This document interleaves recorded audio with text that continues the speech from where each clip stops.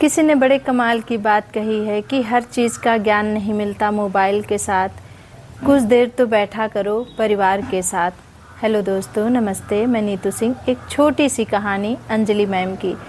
Anjali ma'am एक primary school की teacher रहती हैं और वो एक दिन क्लास में जाती हैं तो बच्चों से बोलती हैं कि एक टॉपिक पे एस्से लिखना है और वो टॉपिक रहती है माई विश, मेरी ख्वाहिश। तो बच्चों को जो भी लाइन समझ में आती है बच्चे लिख देते हैं और कॉपी जो है जमा हो जाती है। अंजलि मैम उन कॉपियों को घर पे लाती हैं और कॉपी को घर पे चेक कर रही होती हैं। उधर देखती हैं उनके हस्बैंड मोबाइल में बिजी रहते हैं और वो मोबाइल चला रहे होते हैं। कॉपी को चेक करते करते मैम की आंखों में आंसू आ जाता है। उनके हस्बैंड की नज़र अचानक पड़ती है उनकी तरफ और वो पूछते हैं कि ऐसी क्या बात है जो कि तुम्हारे आंखों में आंसू आ गया। अंजलि मैम बोलती हैं बात ही कुछ ऐसी है। तो उनके हस्बैंड बोलते हैं कैसी टॉपिक थी, क्या टॉपिक अच्छी नहीं थी। मैम ने बोला टॉपिक तो बहुत अच्छी थी, लेकिन इसमें जो शब्द और जो लाइनें लिखी गई हैं वो कुछ ऐसी हैं कि सोचने योग्य हैं।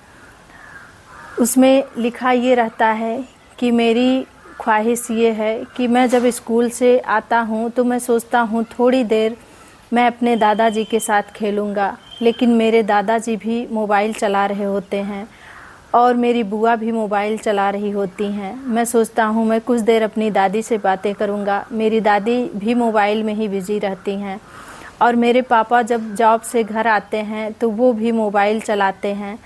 मेरे चाचू भी मोबाइल चलाते हैं और मेरी चाची भी मोबाइल में ही बिजी रहती हैं। मेरी मम्मा जब स्कूल से आती है तो वो भी मोबाइल में ही बिजी रहती है। मैं खेलूं तो किसके साथ खेलूं और किसके साथ बातें करूं। इसलिए मैं चाहता हूं कि अगर किसी को जादू आता हो तो वो मुझे मोबाइल बना दे, क्योंकि जब मैं मोबाइल बन जाऊंगा तो मैं सभी के हाथ में रहूंगा और सभी के साथ में रहूंगा। तो मेरी बस यही विश है कि मैं मोबाइल बन जाऊं, जिससे कि मैं अपने दादी के पास भी रह सकूं और अपने मम्मा के पास भी रह सकूं।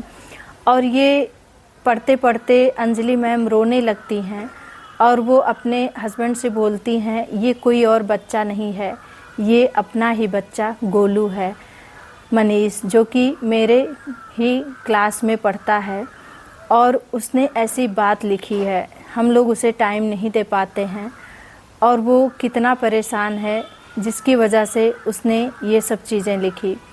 तो देखिए, ये कहानी जो है गोलू और अंजलि मैम की नहीं है, ये कहानी हम सभी की है। हम सभी लोग आज के टाइम में मोबाइल से ही कनेक्ट हो गए हैं ज़्यादा और लोगों से डिस्कनेक्ट हो गए हैं।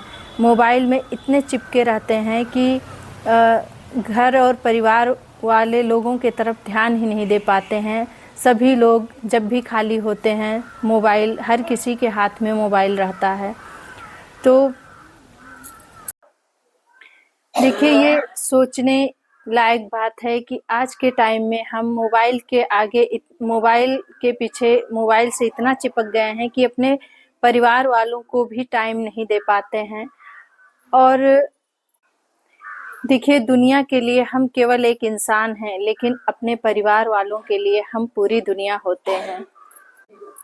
मोबाइल से लोग इतना कनेक्ट हो गए हैं कि वो और लोगों से और अपने परिवार वालों से डिस्कनेक्ट हो गए हैं। और फिर मैं वही बात कहना चाहूँगी कि दुनिया में कर दिखाओ कुछ ऐसा, लोग करना चाहें आपके जैसा, अपने मेहनत के साथ और परिवार वालों के प्यार के साथ, ईश्वर के आशीर्वाद के साथ।